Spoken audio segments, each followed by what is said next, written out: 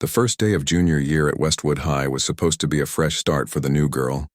She had just moved from Chicago to this small suburban town, leaving behind everything familiar, her old school, her neighborhood friends, and even her favorite corner store where she used to grab snacks after class.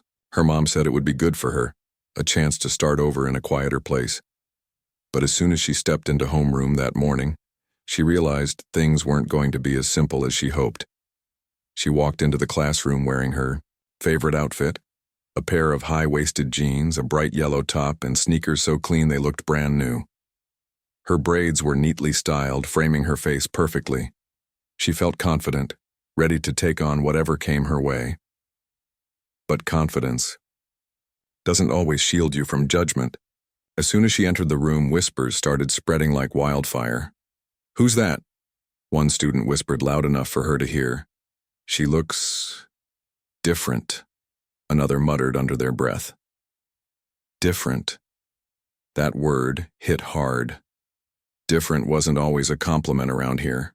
It could mean anything, that your clothes didn't match what everyone else wore, or that your accent stood out, or that your hair texture wasn't normal by someone else's standards.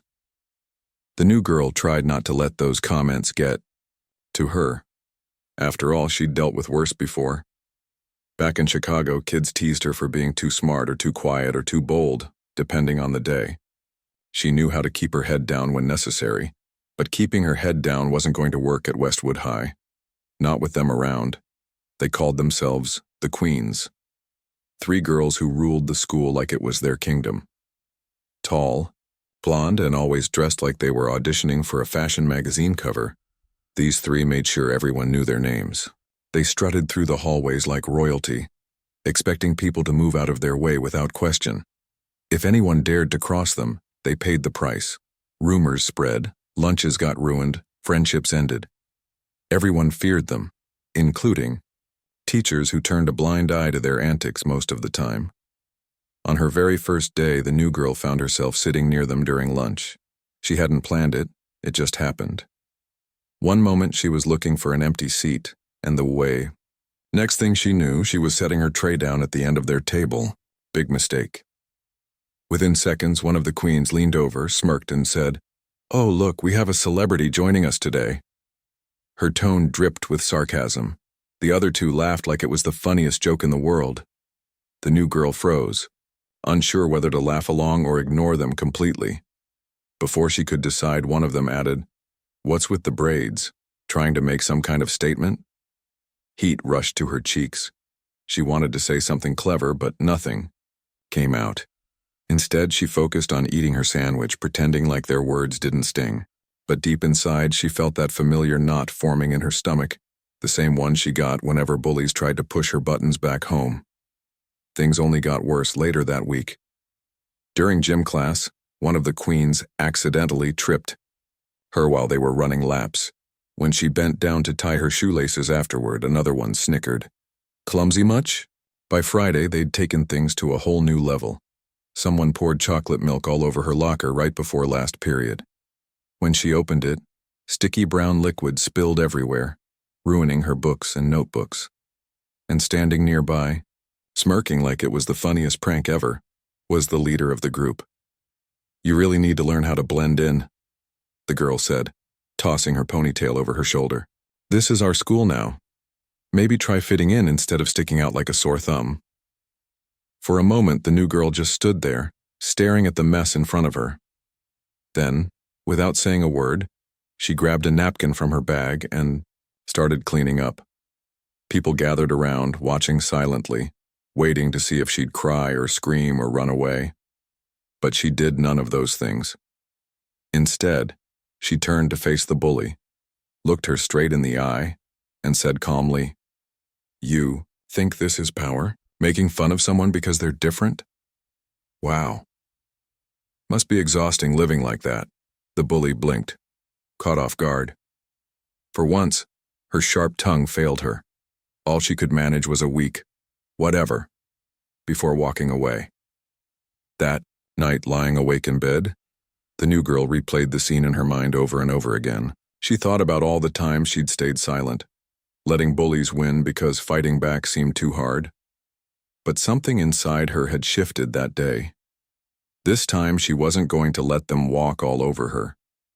This time, she was done playing the victim. And little did the queens know, they had picked the wrong person to mess with. The new girl spent the weekend thinking about what had happened. She replayed the moment in her head over and over again. The spilled milk, the laughter, the way they tried to make her feel small. But more than anything, she thought about how calm she had stayed. It wasn't like her to hold back when someone crossed the line. Back in Chicago, she would have fired back with a sharp comment, or at least walked away with some kind of dramatic exit. But this time, something inside her told her to stay quiet. Maybe it was because she didn't want to give them the satisfaction of seeing her lose control. Or maybe it was because deep down, she knew that reacting wouldn't solve anything. Still, staying quiet didn't feel right either. She couldn't just let them keep treating her and probably others like they owned the school. So instead of letting anger eat away at her, she decided to channel it into something productive. That's when she remembered something her grandmother used to say. When people try to bring you down, rise above them. Show them who you really are. Her grandmother always had a way of making sense out of chaos. Whenever life got tough, she'd remind the family that strength wasn't about fighting fire with fire. It was about finding your own light and letting it shine brighter than anyone expected. And that's exactly what the new girl planned to do. But how? What could she possibly do to stand up to the queens without stooping to their level? Then it hit her. Poetry. Growing up, she used to write poems whenever she felt overwhelmed. It was her way of processing emotions, turning pain into art. Somewhere along the way, though, she stopped writing. Life got busy, and she forgot how freeing it felt to put pen to paper. Now, sitting alone in her room on Saturday afternoon, she grabbed an old notebook from her desk drawer and started scribbling. At first, the words came slowly. She wrote about feeling out of place, about being judged for things she couldn't change. Then, as the hours passed, the ideas began flowing faster. She poured everything into those pages. Her frustration with the queens, her longing to fit in, her determination not to let them win. By the time Sunday evening rolled around, she had written a powerful spoken-word piece. She called it, Regret Me. Monday morning arrived and the new girl felt nervous but excited. She hadn't told anyone about her poem, not even her mom. Still, she signed up for the upcoming talent show, knowing full well that performing in front of the entire school would be terrifying. But fear wasn't going to stop her. Not this time. Word spread quickly about her decision to participate. Rumors flew around campus like wildfire. Some students were curious, wondering what she could possibly have prepared. Others dismissed her outright, assuming she'd embarrass herself. And then there were the queens, who found the whole situation hilarious. "You're actually doing the talent show?" One of them sneered during lunch on Tuesday. "What are you gonna do? Sing a sad song about how nobody likes you?" The new girl smiled, keeping her cool. "You'll see," she replied simply. Her confidence threw them off guard, but they quickly recovered, laughing it off like it was no big deal. Deep down, though, they were worried. Something about her tone made it clear she wasn't backing down. As the days went by, the new girl practiced relentlessly. She rehearsed in front of the mirror, timing her delivery and perfecting her pauses. She wanted every word to hit hard, every line to resonate with the audience. More than anything, she wanted to send a message, not just to the queens, but to everyone watching. She wanted them to understand what it felt like to be judged, mocked, and underestimated. And she wanted them to know that she wasn't afraid to speak her truth. Finally, Friday night arrived.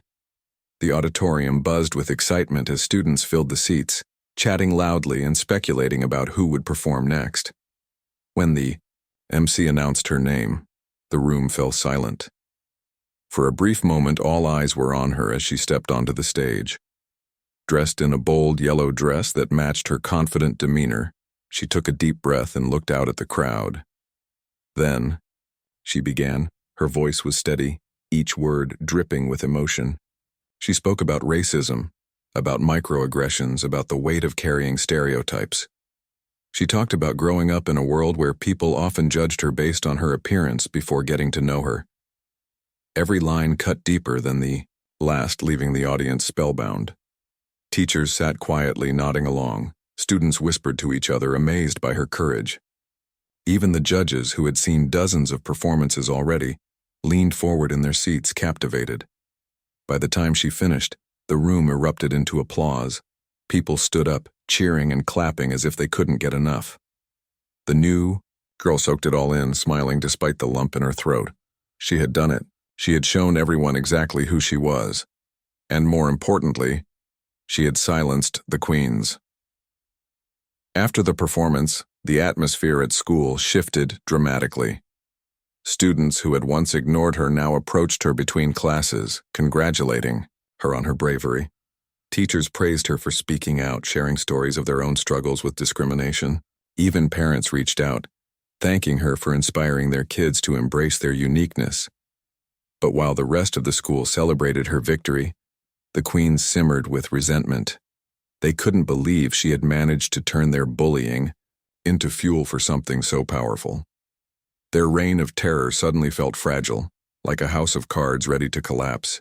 Determined to regain control, they plotted their next move, convinced they could still break her spirit. Little did they know their attempts to tear her down had only made her stronger. The applause from the talent show was still ringing in her ears when Monday morning rolled around.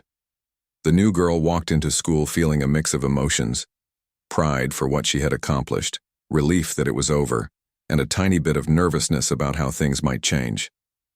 She knew the performance had made an impact. People smiled at her in the hallways, some even giving her high fives or stopping to say how much they loved her poem. It felt good, like she finally belonged somewhere, but not everyone was happy for her. As she turned the corner near her locker, she saw them, the three girls who had spent weeks making her life miserable. They were standing together, whispering and glancing her way.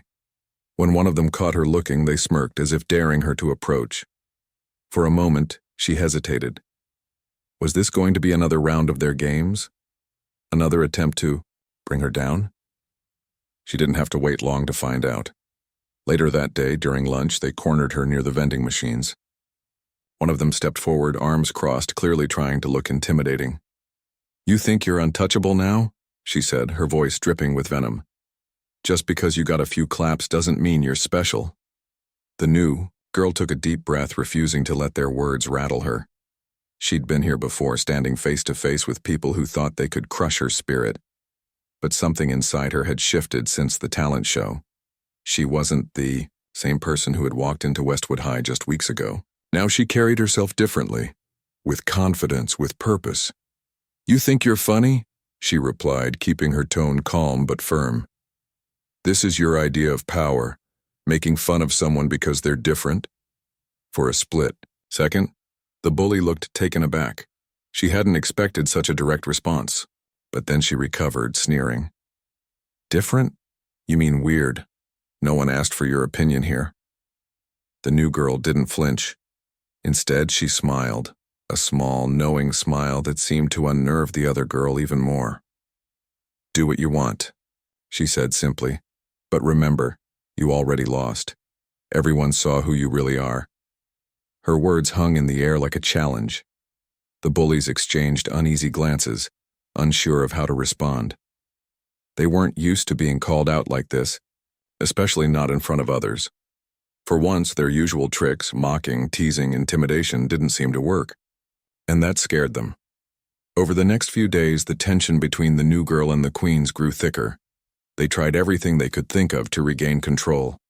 Rumors started spreading about her, that she was arrogant, that she thought she was better than everyone else, that her performance had been fake. Some students believed it, others didn't. But no matter what they said, the new girl stayed focused. She refused to stoop to their level or waste energy defending herself against lies.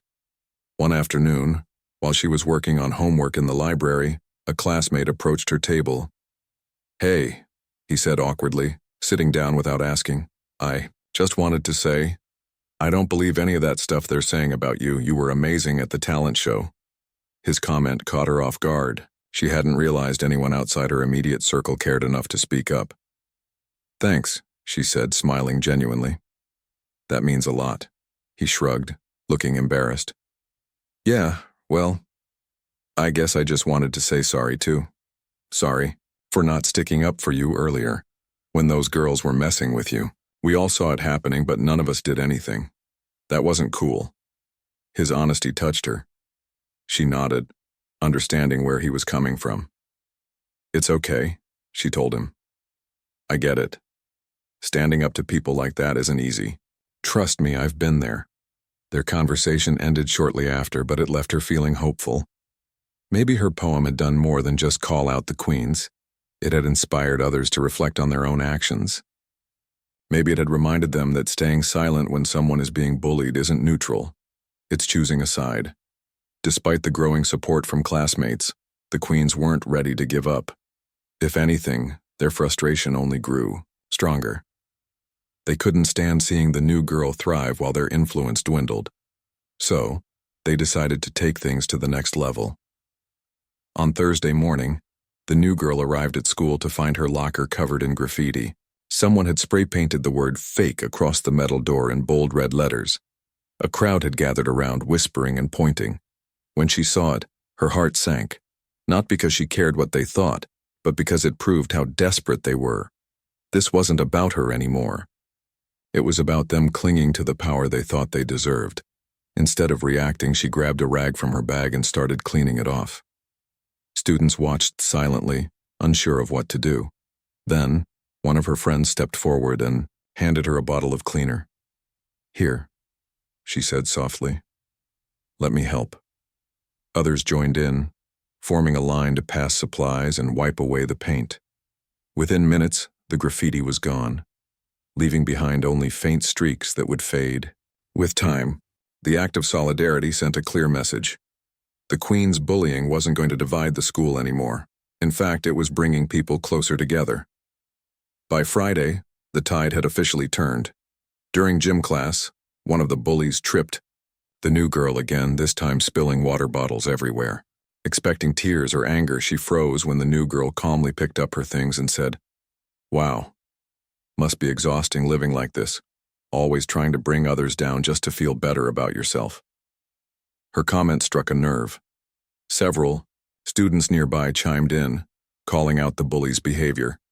"Leave her alone," one shouted. "Why are you always starting drama?" Another added. Humiliated, the bully stormed out of the gym, followed by her two friends. It was the first crack in their armor, and everyone noticed. That weekend, the new girl sat at home reflecting on everything that had happened. She thought about how far she'd come since her first day at Westwood High. Back then, she was just trying to survive, hoping to blend in and avoid trouble. Now she was standing tall, refusing to let anyone dim her light. She had learned that strength wasn't about fighting back. It was about rising above, showing the world who you truly are and inspiring others to do the same. And as for the queens, they were beginning to realize they had picked the wrong person to mess with. The fallout from the graffiti incident hit the queens harder than they expected. For weeks, they had been the ones calling the shots at Westwood High, dictating who was in and who was out. But now, cracks were starting to form in their carefully constructed image. Students who once feared them began questioning why they tolerated their behavior for so long. Teachers, too, seemed less willing to overlook their antics. Even the hallway dynamic shifted. Groups of kids no longer parted like the Red Sea when the queens walked by. Instead, conversations paused awkwardly. Eyes darted away and whispers followed in their wake. For the leader of the group, this sudden loss of control was unbearable. She couldn't understand how everything had unraveled so quickly. One moment, she was untouchable, the queen bee everyone envied, and the next she felt like a joke. Her two sidekicks weren't faring much better. They clung to her side as if proximity alone could restore their fading power, but even they sensed it slipping through their fingers. Monday morning came with a heavy cloud hanging over them. As they entered the cafeteria during lunch, they noticed something unusual. Tables that used to clear out when they approached remained occupied. People didn't scramble to make space anymore. Instead, they stayed put, chatting among themselves as if the queens didn't exist. It was infuriating. How dare these people ignore them after years of bowing down? Determined to reclaim their dominance, they huddled together and devised a plan. If subtle bullying wasn't working, they'd go bigger, more public, something that would remind everyone exactly who ran this school. Their opportunity arrived, later that week. During third period, the new girl was presenting a project in front of the class. She stood confidently at the front of the room, explaining her ideas with clarity and passion. The teacher nodded approvingly, clearly impressed. But halfway through her presentation, one of the queens leaned over and whispered loudly enough for others to hear, "Does anyone else think she's trying too hard?" A few students snickered nervously, unsure whether to laugh or stay quiet. Encouraged by the reaction, the same bully continued, "I mean, come on, who talks like that? It's not natural." The new girl paused mid-sentence, her jaw tightening ever so slightly. She locked eyes with the bully, her expression unreadable. Then, without missing a beat, she said calmly, "You know, I'm sure, there are plenty of things you're insecure about. Maybe focus on those instead of wasting energy tearing other people down." The room fell silent. No one moved. The bully blinked, stunned. For once, her sharp tongue failed her. All she could manage was a weak, "whatever," before sinking low in her seat. When the bell rang, signaling the end of class, the new girl packed up her things and headed for the door. As she passed the queen's table, she paused briefly and added, "Oh, and just so you know, I'm not going anywhere, so maybe save yourself the trouble and stop trying to push me around." Her words hung in the air like a challenge. The queens exchanged uneasy glances, their confidence visibly shaken. They hadn't anticipated such a bold response. Worse still, several students nearby gave quiet nods of approval, silently siding with the new girl. By Friday, rumors were swirling about another confrontation brewing between the two sides. Some claimed the queens were planning something big, a prank, a rumor campaign, maybe even vandalism. Others dismissed it as gossip, saying the queens were all talk and no action. Either way, the tension was palpable. That afternoon, during gym class, the inevitable happened. One of the bullies deliberately tripped the new girl while they were running laps, causing her to stumble and drop her water bottle. The sound echoed loudly in the otherwise quiet gymnasium. Everyone turned to see what had caused the commotion. Expecting tears or anger, the bully smirked triumphantly, but the new girl simply bent down, picked up her water bottle, and turned to face her tormentor. "Must be exhausting living like this," she said evenly, meeting the bully's gaze. "Always trying to bring others down just to feel better about yourself." Her comment struck a nerve. Several students nearby chimed in, defending her and calling out the bully's behavior. "Leave her alone," one shouted. "Why are you always starting drama?" another added. Humiliated, the bully stormed out of the gym, followed closely by her two friends. Their exit was met with a mixture of relief and disbelief. For the first time in years, the queens had been publicly humiliated, and everyone saw it happen. Over the weekend, news of the incident spread like wildfire. Social media buzzed with posts about the showdown, many praising the new girl for standing her ground. Parents and teachers joined the conversation, discussing ways to address bullying within the school community. Meanwhile, the queens retreated into isolation, avoiding social events and skipping classes whenever possible. Their once unshakable bond began to fray under the weight of guilt, shame, and fear. On Monday morning, the leader of the group surprised everyone by showing up late to homeroom. Her usual confidence was gone, replaced by a defeated slump in her shoulders. When the teacher asked her to hand out assignments, she hesitated, fumbling with the papers as if uncertain of herself. It was a stark contrast to the commanding presence she once exuded. Later that day, one of her sidekicks approached the new girl after school. "Look," she said hesitantly, shifting uncomfortably from foot to foot. We didn't mean for things to get this bad. We thought we were just having fun, but now," she trailed off, clearly struggling to find the right words. The new girl studied her for a moment, then sighed. "Fun doesn't come at someone else's expense," she replied gently. And trust me, I know how it feels to be on the receiving end of that kind of fun. You don't want to keep carrying that weight around. The apology was awkward and incomplete, but it was a start.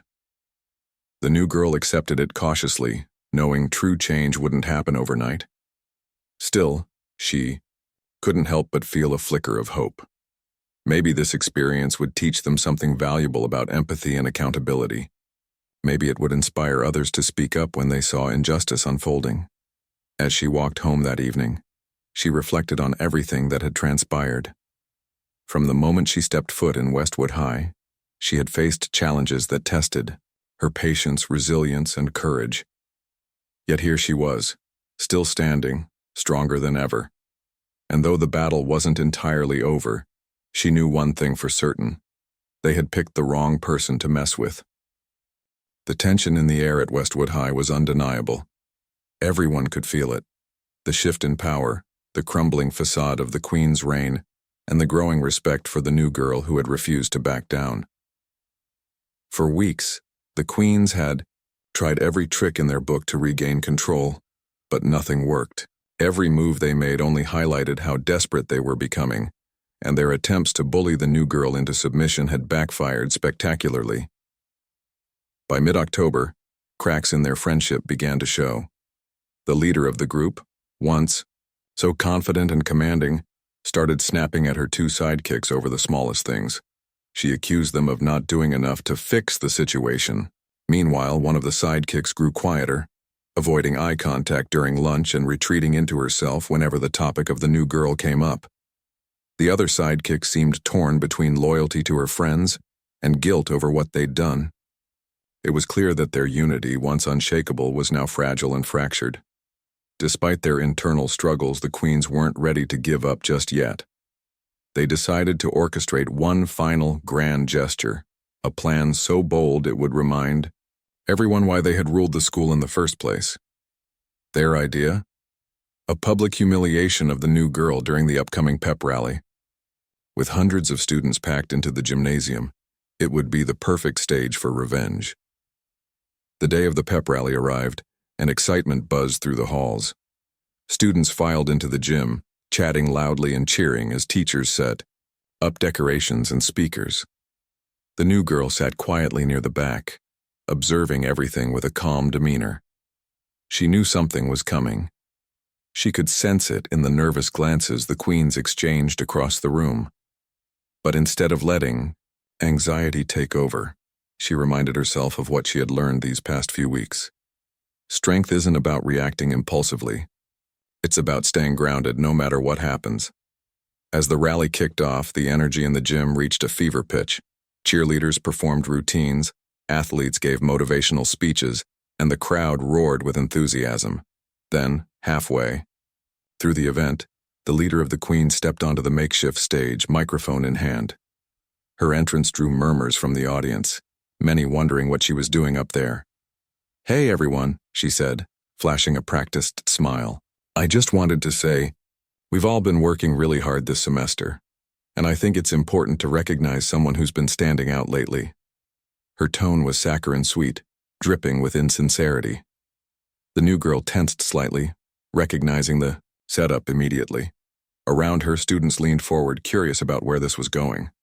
"So," the bully continued, "let's give a round of applause to our resident poet. You know, the one who thinks she's too good for the rest of us." A ripple of laughter spread through the crowd, though it sounded forced. Some students shifted uncomfortably in their seats, while others exchanged worried glances. The new girl didn't flinch. She simply stood up, walked to the center aisle, and looked directly at the stage. "You done?" she asked, her voice steady and loud enough for everyone to hear. The bully faltered, clearly caught off guard. Yeah," she stammered, lowering the microphone slightly. "Good," the new girl replied, "because I have something to say too." With that, she climbed the steps to the stage, taking the microphone from the stunned bully. For a moment, silence filled the gym. Then, without hesitation, she began speaking. Not angrily or defensively, but with quiet conviction. "I'm not here to fight anyone," she said, looking out at the sea of faces before her. I'm here because I believe in standing up for yourself, not with violence or hate, but with honesty and courage. These past few weeks haven't been easy. I've been judged, mocked, and pushed around. But you know what? That doesn't define me. What defines me is how I choose to respond." She paused, letting her words sink in. Several students nodded along, captivated by her message. Even some teachers leaned forward, visibly moved. "To those trying to bring me down," she continued, turning briefly toward the queens, "I want you to know, it's okay to feel insecure. We all do sometimes. But using that insecurity to hurt others won't make you stronger. In fact, it does the opposite. It shows weakness, and honestly, I feel sorry for you. Because deep down, I know you're capable of better." Her final sentence hung in the air like a challenge. The entire gym erupted into applause, students standing up to cheer as if they couldn't contain their admiration. The queens, meanwhile, stood frozen on the sidelines, their faces pale with shock and shame. This wasn't supposed to happen. Their plan had completely unraveled.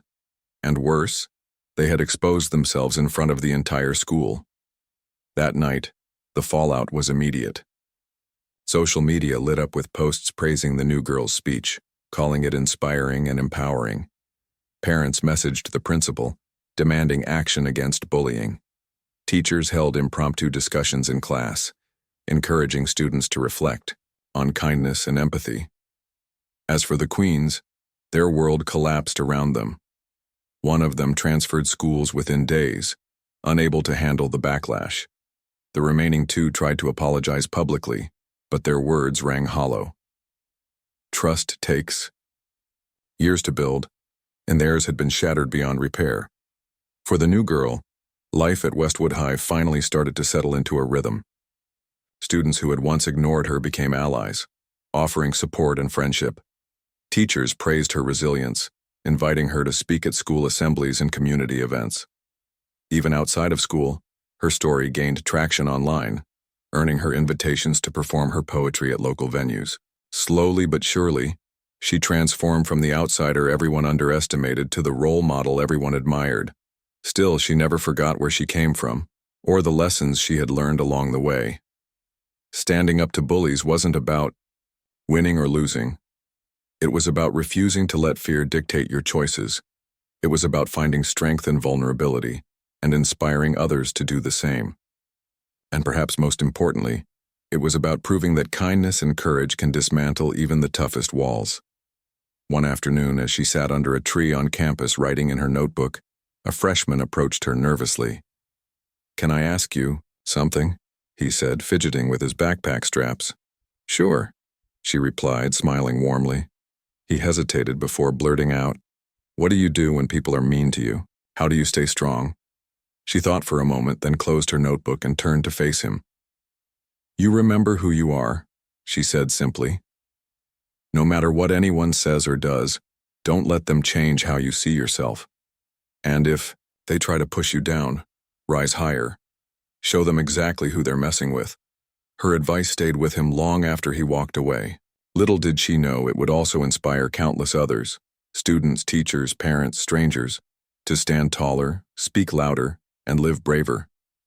Because sometimes all it takes is one person to prove that being different isn't a weakness.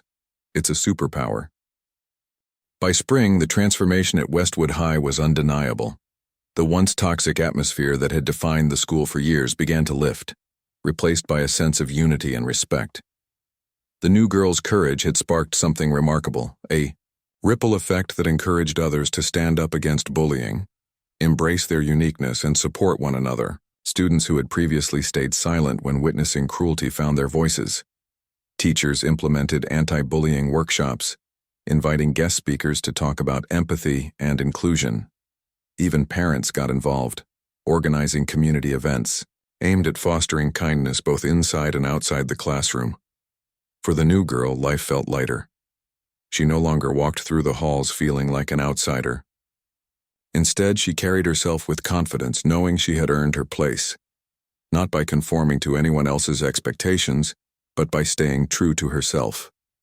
Her poetry became a cornerstone of her identity, a way to express not just her struggles but also her hopes and dreams.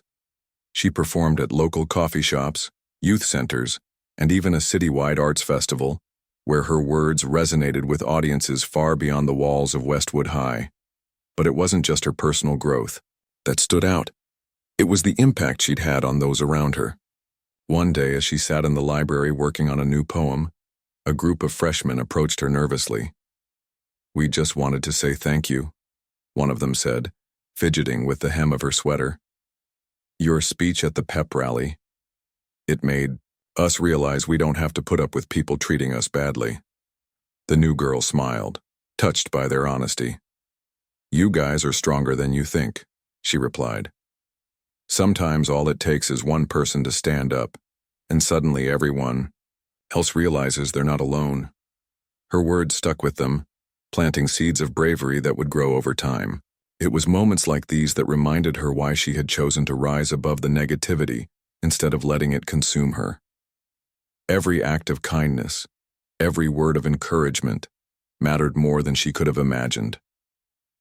As graduation approached, the school buzzed with excitement. Seniors scrambled to finish projects, attend prom, and prepare for the next chapter of their lives. For the new girl, this milestone meant even more. It symbolized how far she had come since her first day at Westwood High. Back then, she had been an outsider, unsure of where she fit in. Now she was leaving as someone who had left an indelible mark on the entire school. When the principal announced that she would deliver the senior class speech, there was an eruption of applause.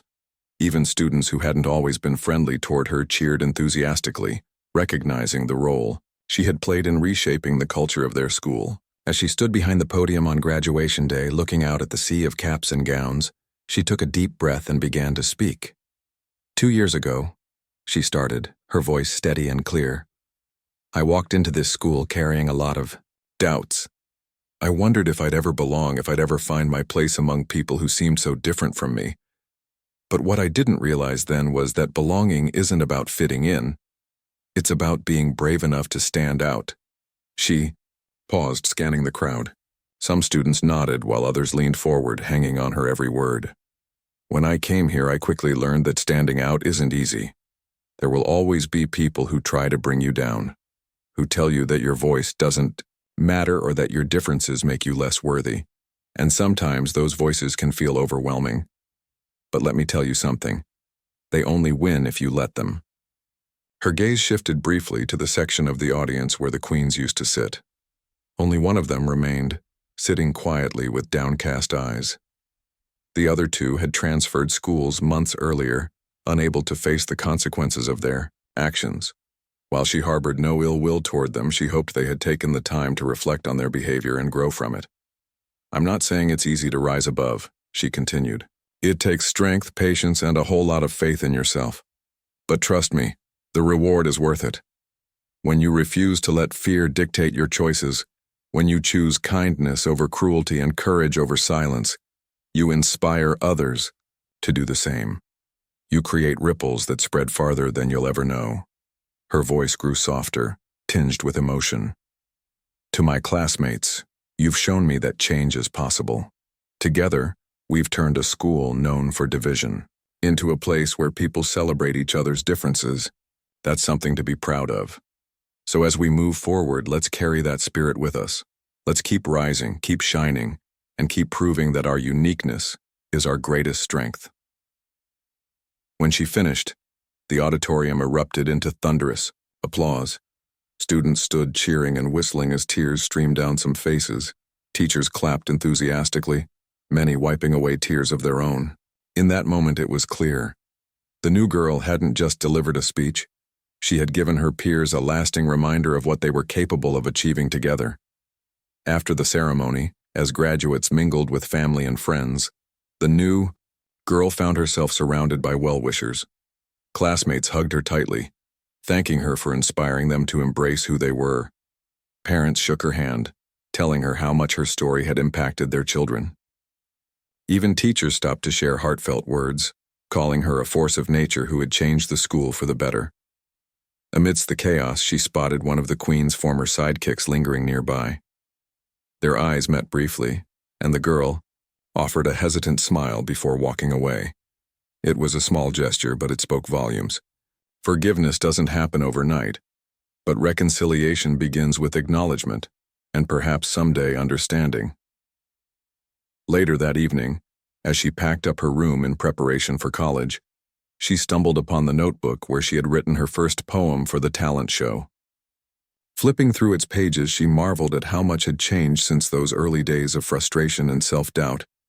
Each line told a story of resilience, growth, and triumph, a testament to the power of rising above adversity. Before closing the notebook, she jotted down one final thought. Strength isn't about never falling, it's about getting back up every single time.